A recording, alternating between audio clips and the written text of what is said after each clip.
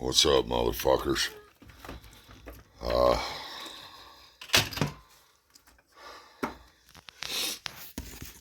Long fucking night last night. I lost consciousness again yesterday. I don't know what the fuck it is. I was coughing, and next thing I know, Amy's yelling, Mark, Mark, Mark. And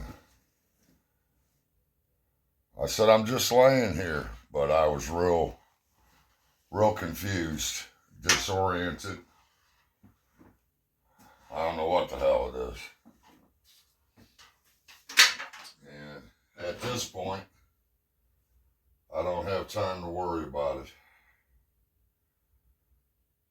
Henny, you can come here if you want, Henny Penny. Henny, come on, baby girl. Oh, shit. Yeah, I got more wonderful news last night.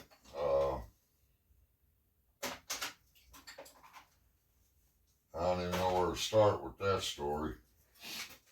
A friend of mine and Nate's, her name's Sarah. Well, she's somebody I know. I know her aunt better. But I got a message from her on Messenger, and we were chatting most of the night. She's really upset. Her aunt Patricia's something else.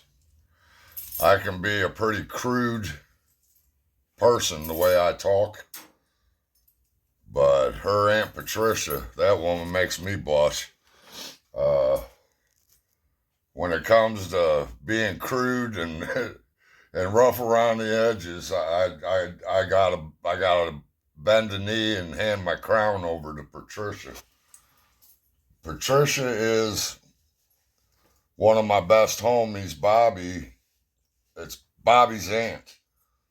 And she used to date an officer in a motorcycle club called the Wind Tramps that I had gotten in a fight with this MC when I was 16 and a half years old. It was the beating of a lifetime, to say the least. But I had never met Bobby's Aunt Patricia, not before that fight or after. I think I met her a couple times in the biker bars I used to hang out in, but we were talking on Facebook one night, and Patricia said, "You look familiar." She said, "I know you from somewhere. Where did you used to hang out?" And I said, "Well, I used to hang out at the Watering Hole." I said, "That's down there on 157, which is the road that divides East St. Louis and Belleville." And she goes, "I used to go in the Watering Hole." I said, and the main place I would hang out a lot was the Nightlife. And not N-I-G, it was K-I, or K-N-I-G-H-T. Like a knight in shining armor. But they were both very notorious biker bars. The kind of place that you got an ambulance there at least once a month, taking somebody to the hospital. And I started hanging out in them bars when I wasn't even old enough to be in them bars. But she goes, "That's got to be it." She goes, "Those were my two main bars." And I never knew that she used to date one of the officers in that club. And let me let this dog in real quick. Hey, Hanny, you want to go inside, baby girl? You cold? Hanny Penny, come here. Come on, it's okay. You want to stay out here with me, or you want to go inside? You want to stay in here, or you want to go inside? You can stay out there if you want. It's okay. It's okay. Come here, baby. You good girl? But, so we were talking about the Nightlife, and we were talking about the Watering Hole. And I said, man, I got the worst beating of my life in the nightlife one night. She goes, what happened?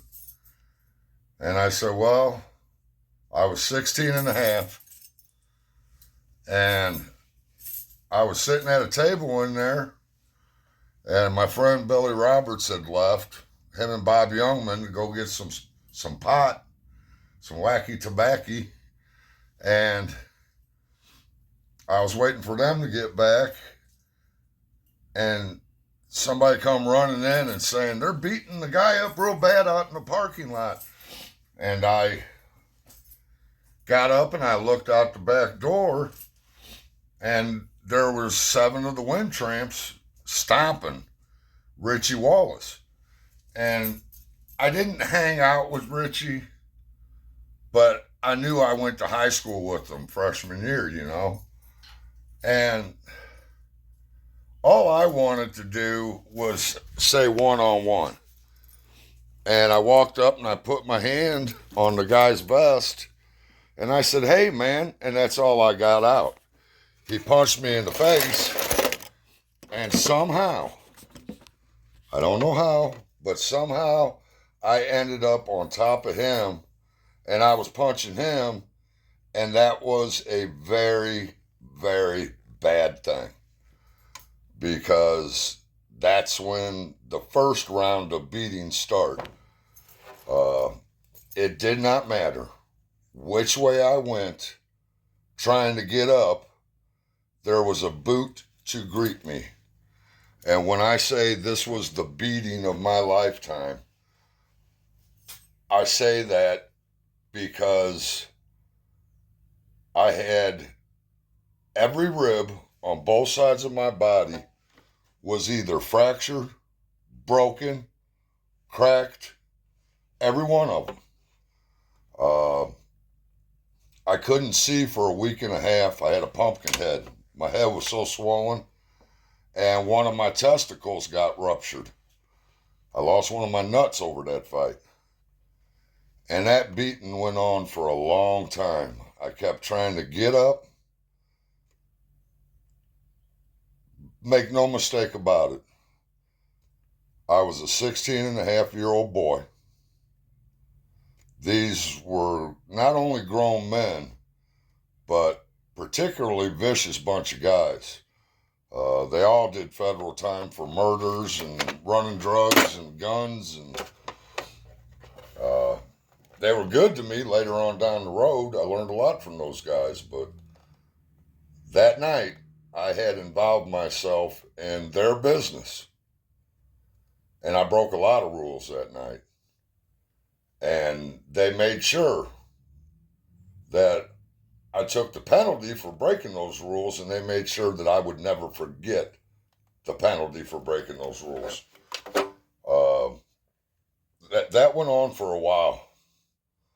And finally, I decided I was just going to lay there. And I even prayed in my mind. I said, God, and I'm telling Patricia this whole story here. And I said, in my mind, God, just let them stop, and I'll lay here and play possum.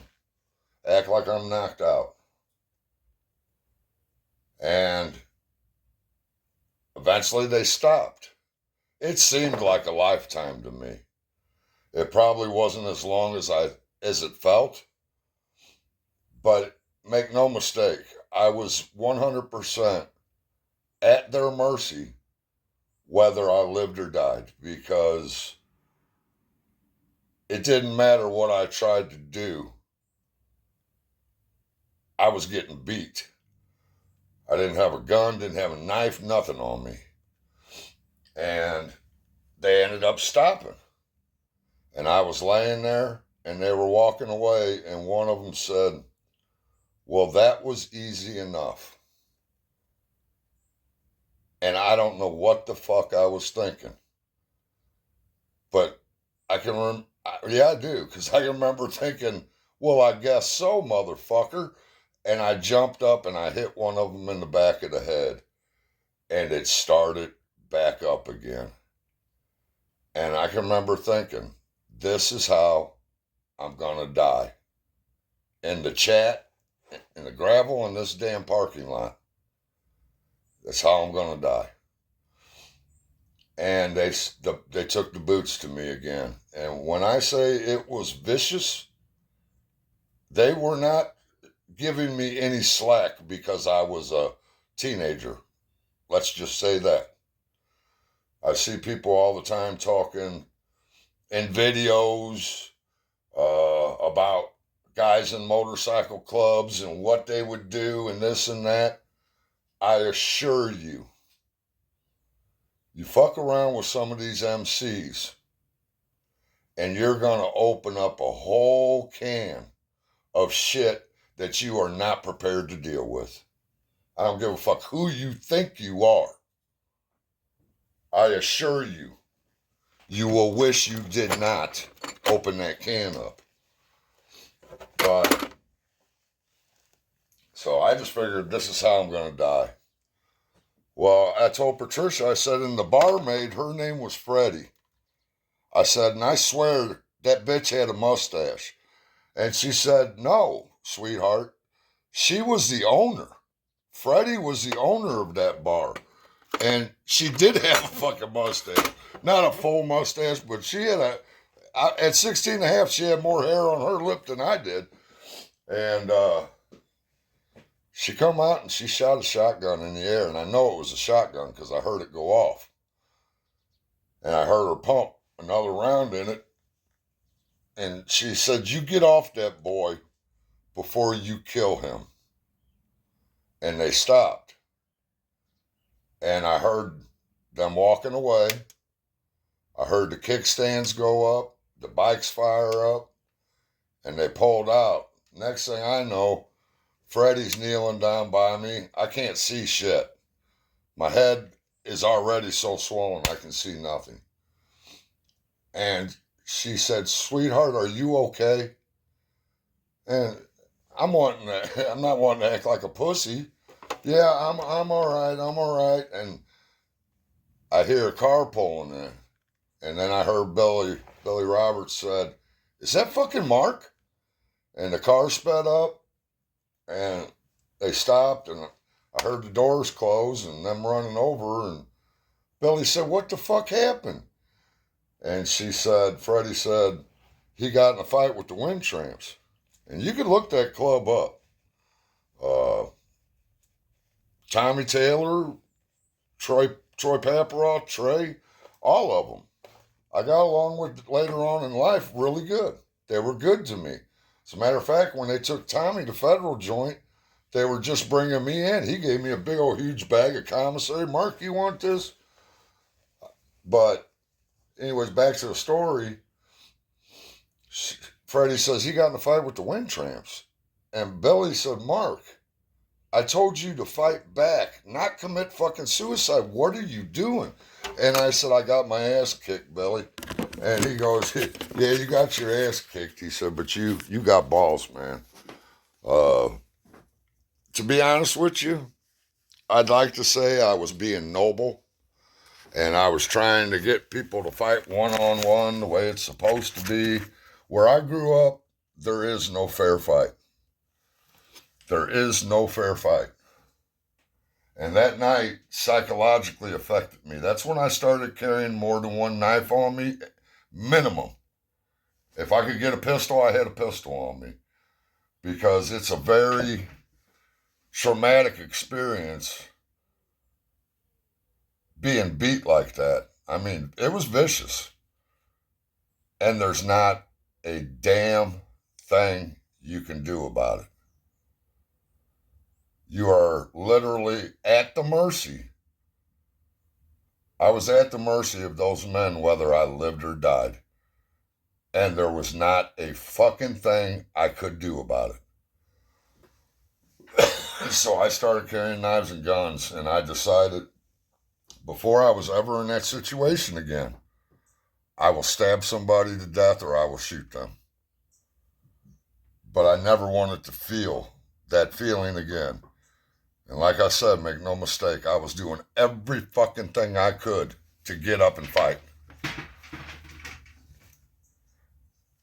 Billy and Bob Youngman, they took me home.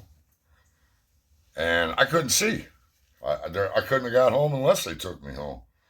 They knocked on the door, and I remember my stepsister answered. I couldn't see her, but she just started screaming.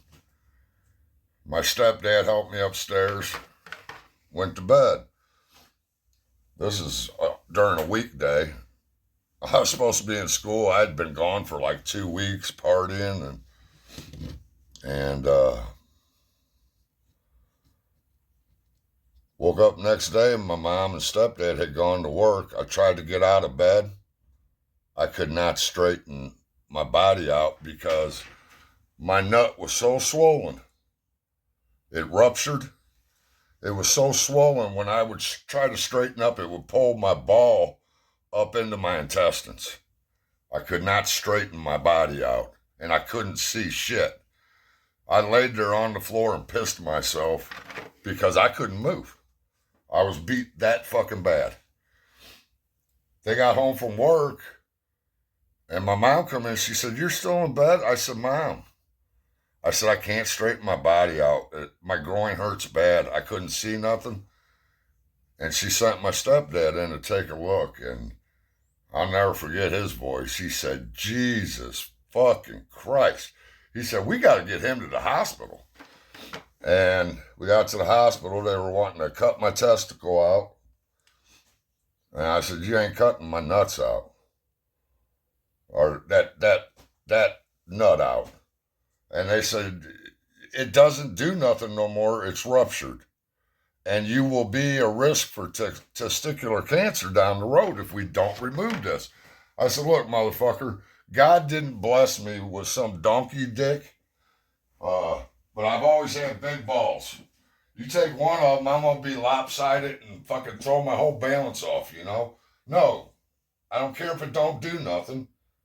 The other one made up for it, but you ain't taking my nut." And that was a long recovery. But I learned an extremely important lesson that night. Number one, mind your own fucking business. Especially when it comes to an MC. And these guys weren't even one percenters. These were not Diamond Patch Club members. Hey, Mark, is Penny out there?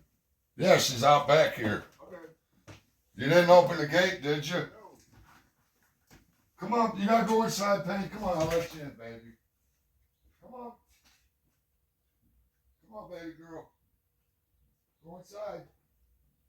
Come on, hey, Penny. Come on, baby. You're cold. I can tell by looking at you. Penny, come on, baby. Why are you throwing up? Oh, God. You okay, Penny? Oh, shit.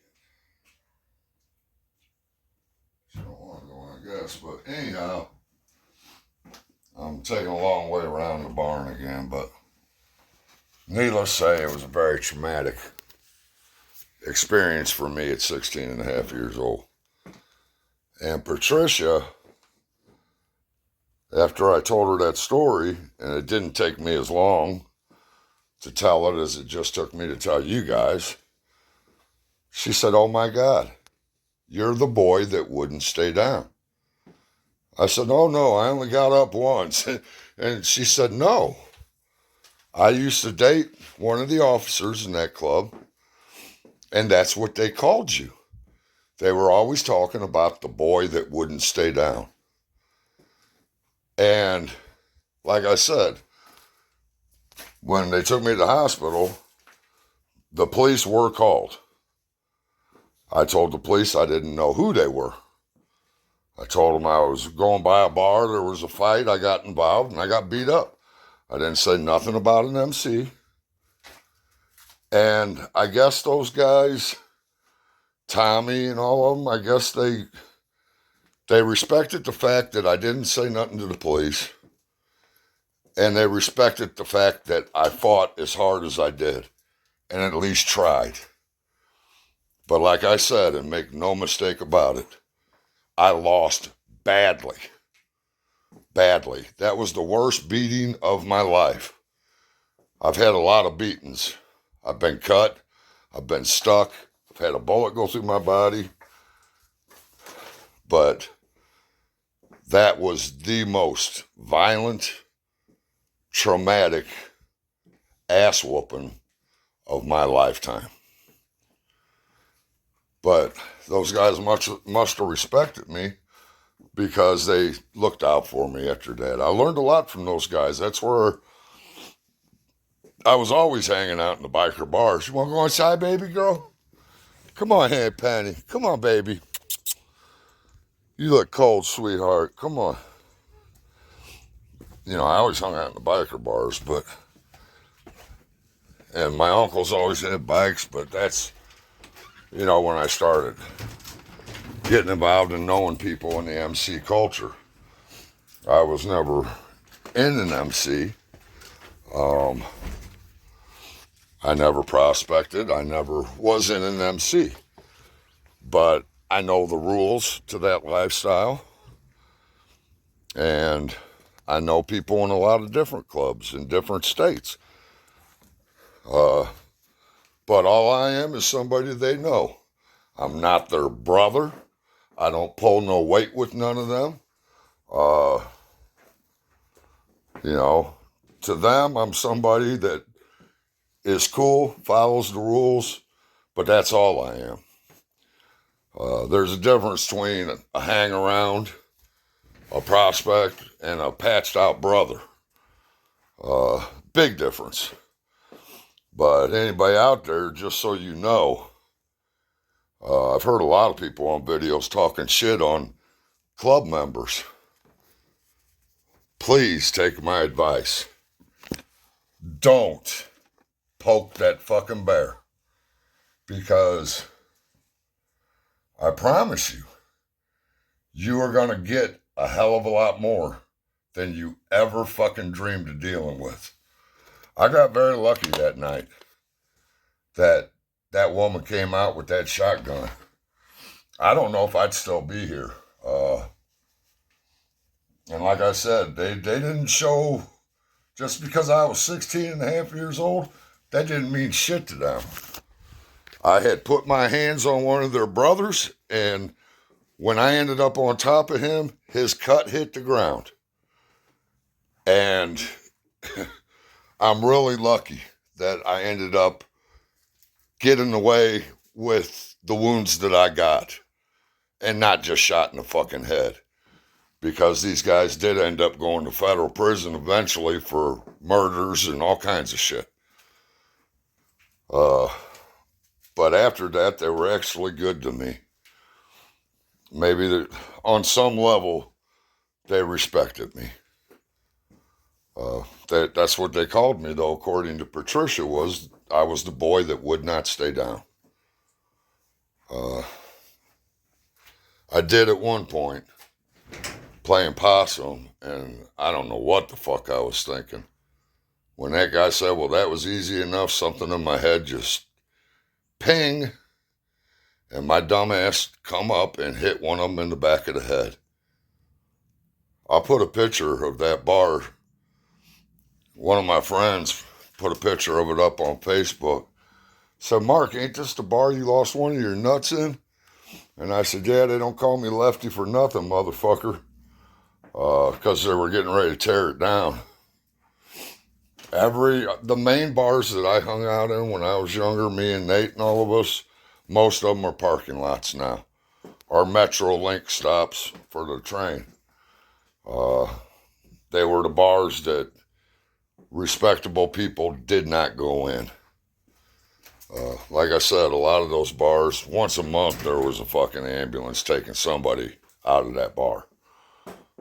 I grew up in them bars getting in fights, and it's whenever I need to tell my story beginning to end, but whenever I started running wild,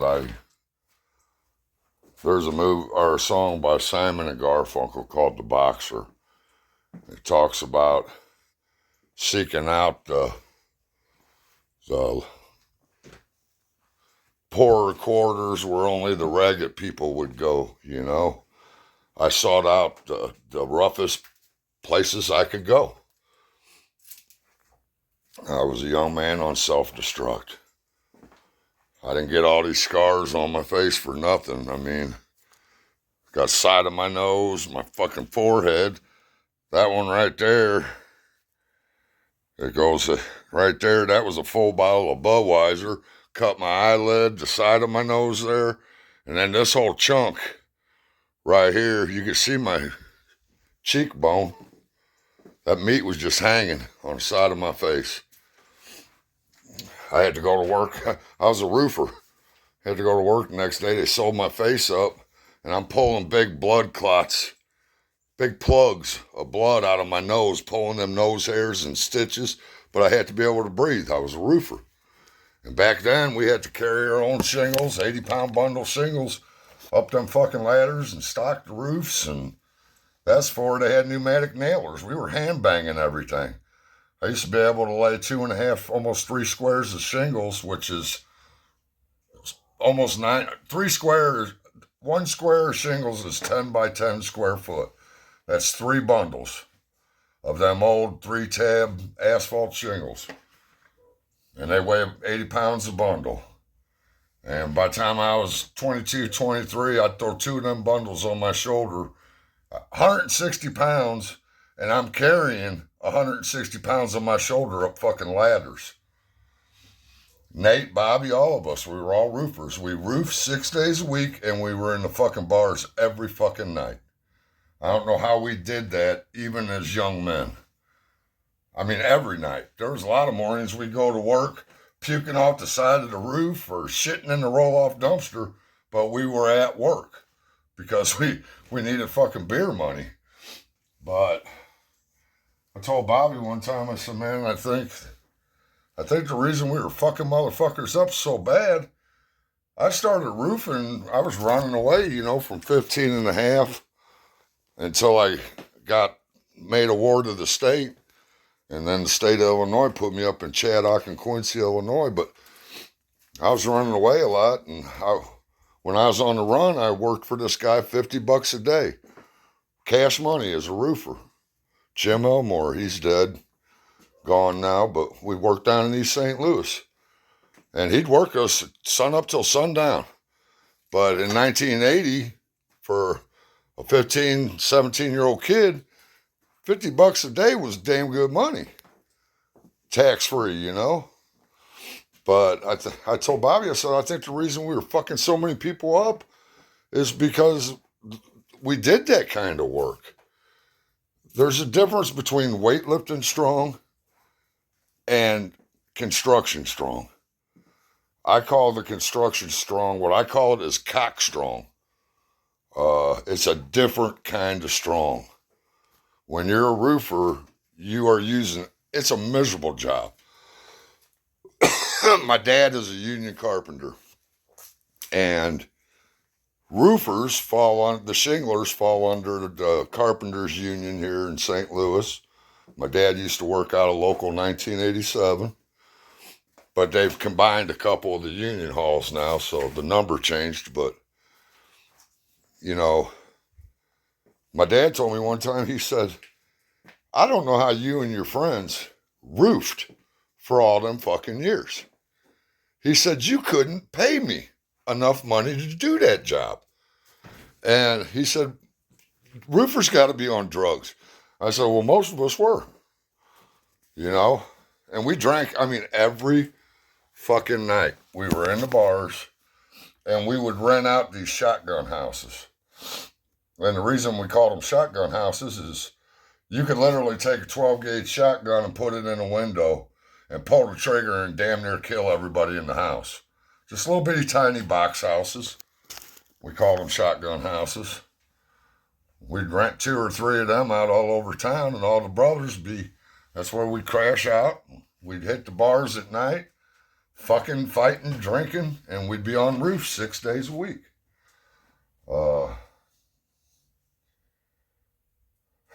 Amy one time, my sweet Amy,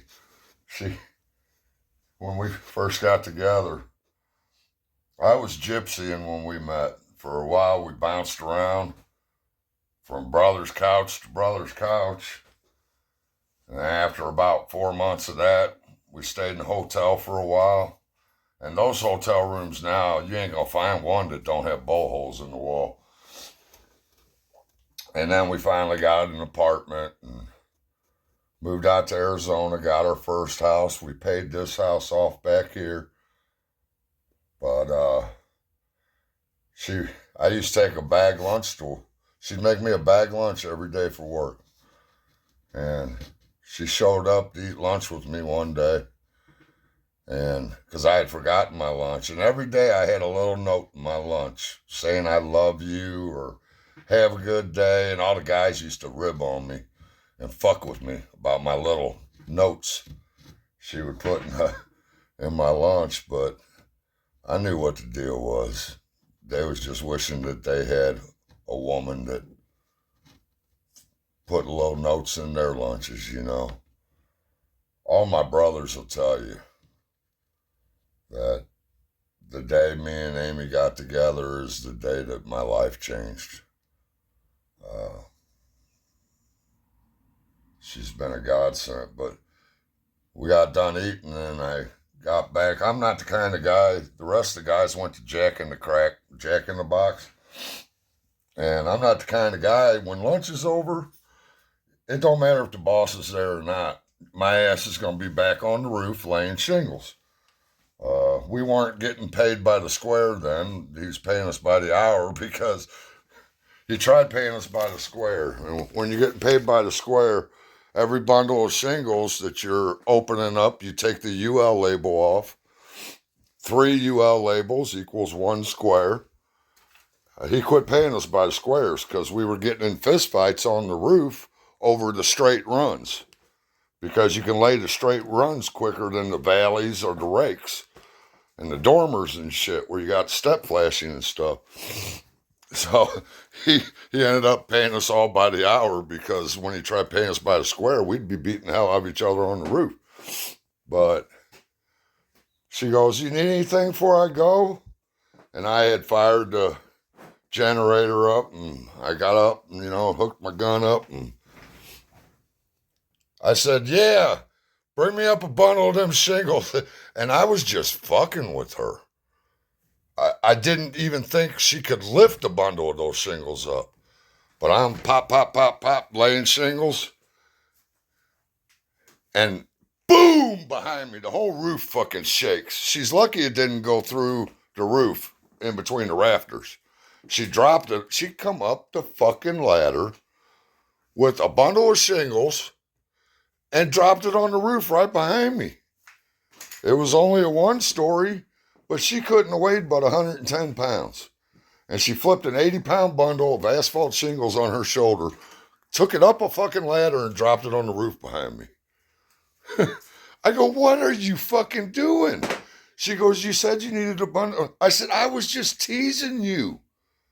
I didn't even think you could lift a bundle of shingles up. God bless her. But anyways, I'm taking a long way around the barn again. I'm feeling halfway decent today for the first time in a long time. Except for yesterday, I did lose consciousness again. I don't know what the fuck that is, but I gotta see the doctor soon, so we'll talk about it. But Patricia,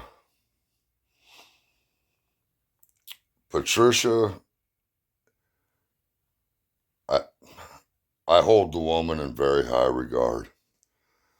I don't have many talents.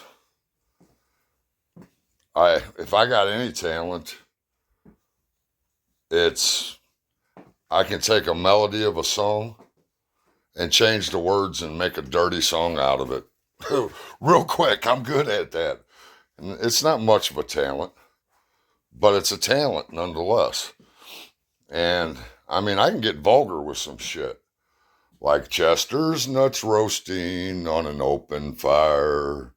Jack's frost dripping off her nose. I mean, I can get crude with the shit. But Patricia, I handed my crown to that lady.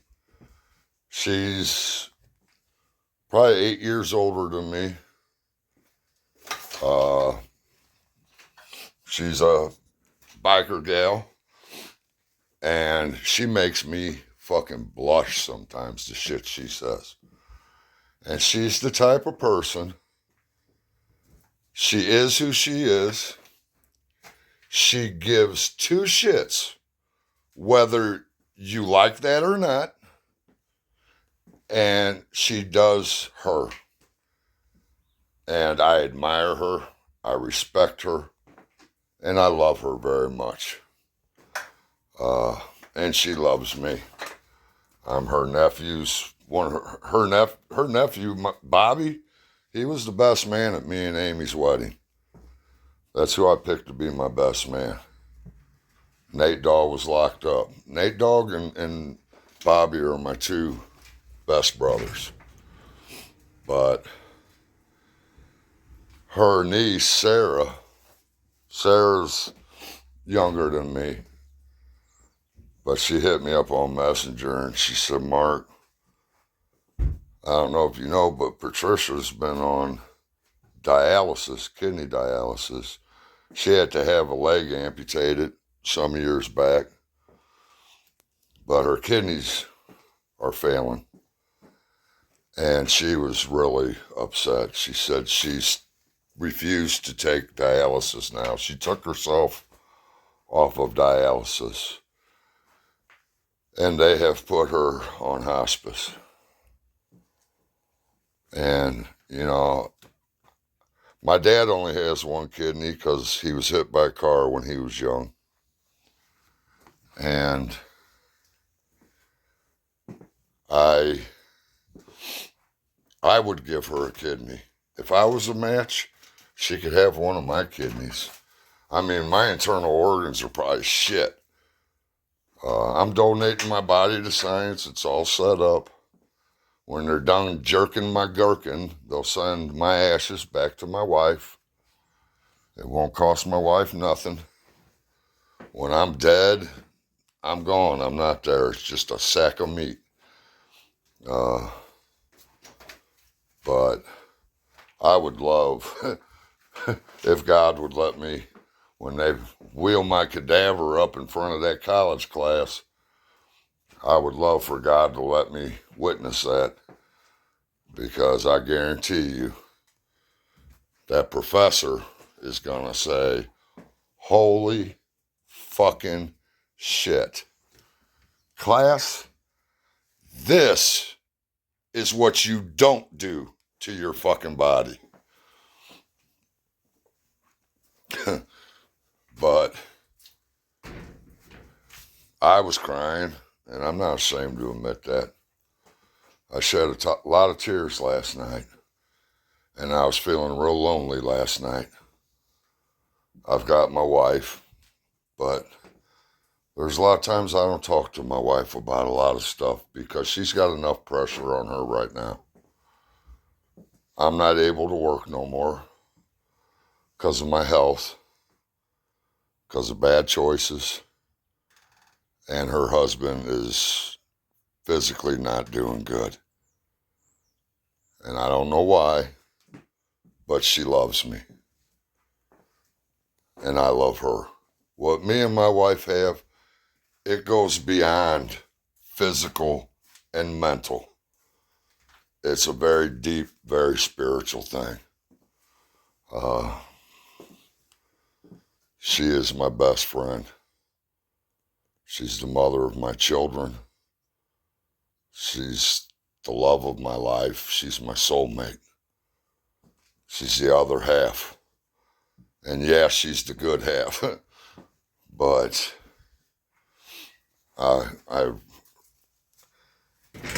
people will tell you that know me on YouTube that, you know, some people can comment on a video and they can do it in 1 or 2 sentences. Not Mark. No, I write novels. And I wrote one of the biggest novels last night I've ever written in my life, trying to console Sarah. And I was hurting too. I'm hurting about things going on with me and my wife, you know, with my health and then finding out that Patricia took herself off of dialysis. And this is a woman who is a fighter, and she's a brawling bitch. She is a fighter in every fucking sense of the word. If I would ever fight her, I would fight her like a grown man. Because if I didn't, I would get myself fucked up and hurt. She's a funny, good person, but don't mistake her kindness for fucking weakness. I'll tell you that. That would be a big mistake. She is a brawling bitch. But I love her very much. When me and her talk, we both just laugh our asses off. And first thing I did after I got done talking to Sarah, and I'm talking hours, I was messaging her. And I forgot about my problems for a minute and was focused on trying to ease her heart, as best I could.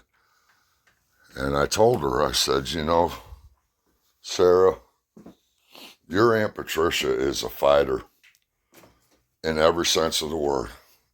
She goes, I know, Mark. I can't believe she's just quitting. And I said, Sarah, let me explain something to you. And see, Sarah didn't know that I had a bilateral pulmonary embolism and that I almost died a year ago and that I damaged my heart because I didn't go into the doctor when I should have. Sarah doesn't know that I have emphysema. I don't advertise my weaknesses out on the streets because some dumb son of a bitch might get it in his head that, oh, now's the time to try to fuck with Mark. And Mark will just shoot him in the fucking head and not even play with him. I would love to be able to go toe-to-toe, throw fists with somebody, just to get rid of frustration. Not to hurt them, just to let it out. But I've been in enough fights in my life, believe me, to know if you can't fucking breathe, it's over before you start. And I have no cardio anymore. Therefore, fighting is not an option. And I'm not going to take an ass whooping at this stage of the game. Just ain't going to happen. I'll just fucking do what I got to do, and it'll suck to be you. And I'm not saying I'm a badass. I've lost more than I've won. I always was willing to try, but that's when I could breathe. And I didn't have emphysema and a damaged heart. I mean, you look at my knuckles. You should see Nate's knuckles. Mr. Crooked Finger.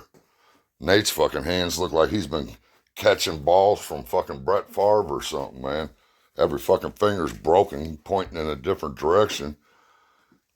But I got a picture. I'll put that up too. You'll just love that picture. Don't look at that picture if you just got done eating.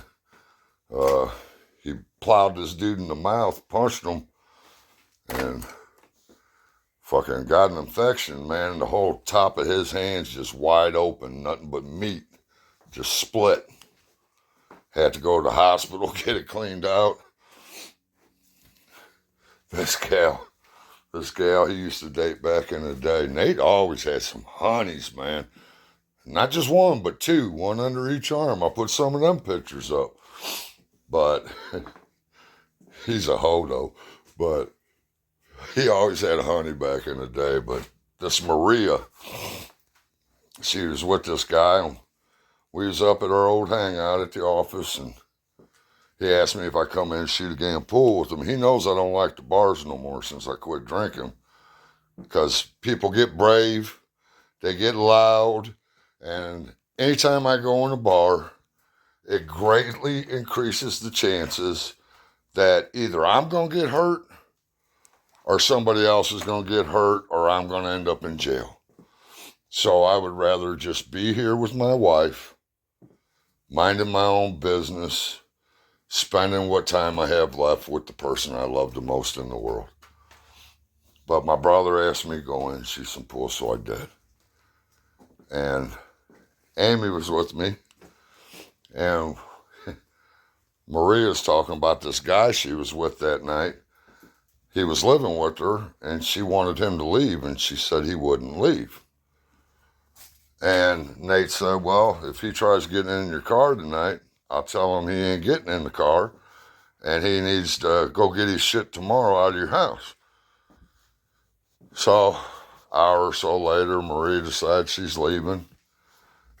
And I didn't know where Nate was. Me and Amy were leaving, and I said, I gotta find Nate and say goodbye to him. And we looked in the bar. We looked on the back patio. He wasn't out there.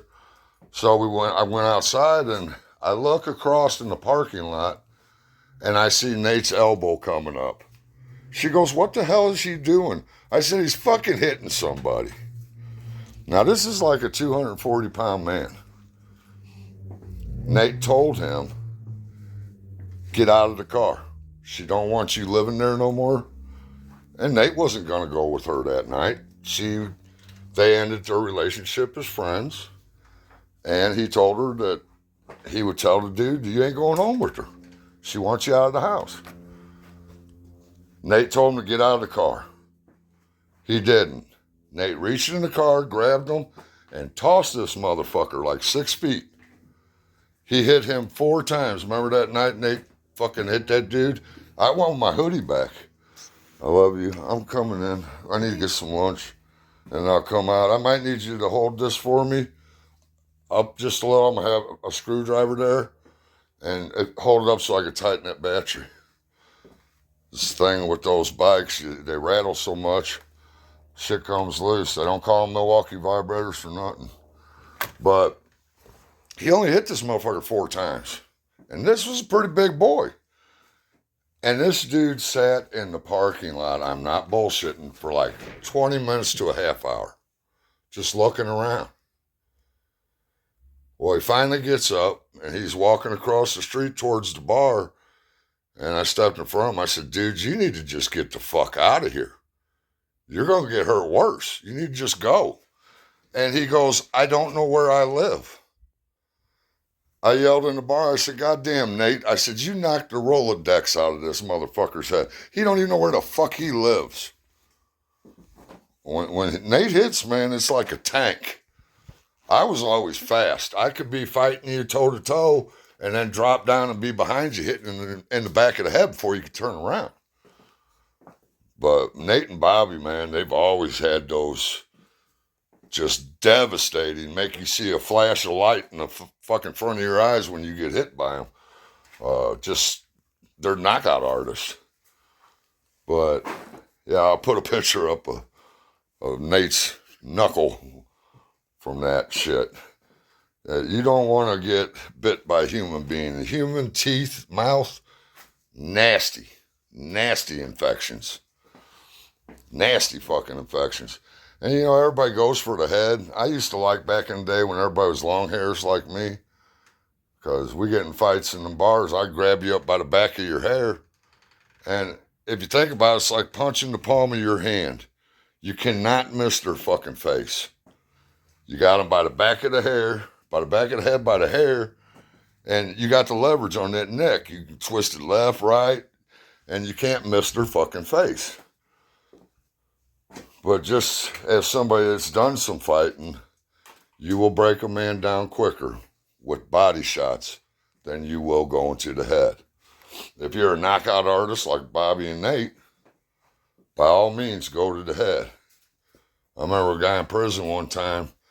He had, I think it was like 10 to the chest, no cover up. I went in to violate this dude. It was a little thing, you know, he was a little late on paying the box back or something. I can't remember what it was. But after the second punch, and I mean, I was bam, I hit him the second time, he turned and faced the wall. Not supposed to do that. So I thought, all right, motherfucker, and I dropped down and took it to his kidneys. And he was pissing blood for a minute, but he just melted down that fucking wall. Dude, you had 10 to the chest, no cover up. And you're going to turn around and face the wall because 2 to your chest you couldn't take? Now I'm going to make you suffer. I almost got violated once for a violation I did. It was supposed to be 1 to the face. And I liked the guy. Usually when somebody had a violation, I'd just go in, I wouldn't say nothing. I'd take care of business. And this guy, I go, you want it standing up or sitting down, man? And he said, I'm going to sit down. And he sat down on that stainless steel toilet, and whenever I hit him, it was the angle. I hit him hard. It didn't matter if I liked him. I was security and enforcer. I was there to violate him. He had it coming, and I wasn't going to be gentle with him. But Little Joe told me, one to the face. Don't fuck him up. Well, him sitting down and me punching him in the face, the angle, you could stick your pinky in the bridge of his nose right there. It almost ripped his nose off.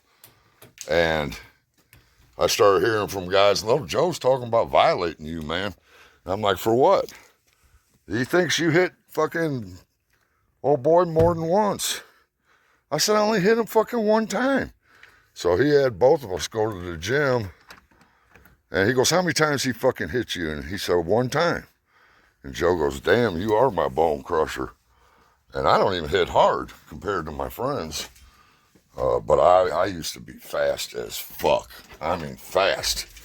I could move around. Johnny is one of our brothers in the inner circle. He never would fuck with Bobby, and Bobby had a bunch of stitches in his face from a mug of beer in a bar fight one night. And Johnny and him got in an argument, and Johnny called him outside. And that pissed me the fuck off. That's what you do to somebody else. This is a brother. You're going to fight a brother that's got 70-something stitches in his face. You let that brother heal up, then you fight him. You might be mad at him, but it's still a fucking brother. We all get in fights all the time. But the next day, we're brothers, you know. It's not easy being brothers, but fucking Johnny, man, called Bobby out with all them stitches in his face, and I just saw red. I hit him like 7-8 times so fucking fast, and he was swaying. I mean, he was dead on his feet, just swaying back and forth. And Bobby come down and coming up with an uppercut and lifted that motherfucker like a foot off the ground. And he was straight out. I mean, out. And I was out there beating that landscaping timber on the side of the house saying, tell that motherfucker to bring his ass out here. I was all pissed off about it. That's a brother, man.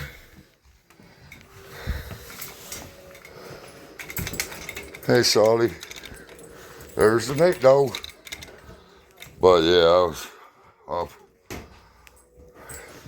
And I'm pretty tore up too about Patricia. I handed my vulgarity crown over to Patricia. She's very special to me. So it was a rough night, but I'm gonna get off here and eat some lunch with my wife and go out. I figured out why the bike's not starting. I got that. If you own an American-made bike, every bike I ever had before this was, you know, a sport bike. You know, it was Yamaha. It was a Japanese bike, but you get an American-made, you're gonna have to check them nuts and bolts frequently because they will come loose. And I was trying to start it, and I seen a spark coming from underneath the seat. I took the seat off, and it's loose. It's not on that ground, and your ground, if you don't got a good ground on that battery, that's going to fuck with your whole electrical system. So I need to tighten that up and get it started. I want to finish running the gas out that's in the tank, and then put a fresh tank of premium gas in there and get some stabilizer in it for the winter here. I'll ride when it's cold, but I ain't gonna ride with the ice and snow on the street. Not because I'm worried about fucking myself up. Even though if I get in a wreck on these blood thinners, it's not gonna be pretty. But that bike's worth a lot of money, and it's enough to bury me. And I'm not gonna have my wife. My wife won't have to worry about putting me in the ground, at least, you know. But much love to all you, and pray for Patricia, because she's lived a rough life, but she's a pretty fantastic lady, and she's somebody that I love dearly. And it's gonna be another punch. You get to a point where that's what I told Sarah last night. I said, Sarah, you know, I don't want her to give up neither. I'd give her one of my kidneys if I could. But I kind of understand what it's like just being tired, you know, and just being tired. And she's had a rough life, and she's tired. I told her, you know, tell her that the boy that wouldn't stay down said he loves her very much. And if he can get tested, she can have one of my kidneys. Not that any of my fucking organs be any good anymore, but if I could give her one, I would. And I wish she would stick around for a while longer. But whatever she decides, I'm going to respect that. Because I can understand just being tired.